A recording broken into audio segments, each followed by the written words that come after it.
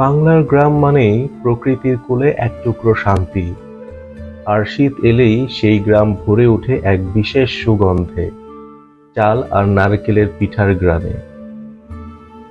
ভোরের কুয়াশা ভেজা সকালে চুলোর আগুনে জ্বলে ওঠে লাল শিখা, হাঁড়িতে বসে নতুন চালের গুঁড়ো, পাশে খেজুরের গুড় আর নারকেলের পুর। এই পিঠা শুধু খাবার নয়, এটা আমাদের স্মৃতি, এটা আমাদের শৈশব।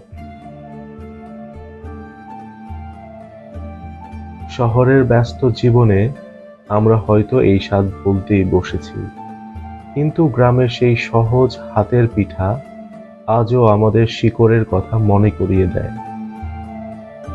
গ্রামীণ পিঠার স্বাদে আছে ভালোবাসা, আছে মাটির টান, আছে বাঙালির শত বছরের ঐতিহ্য।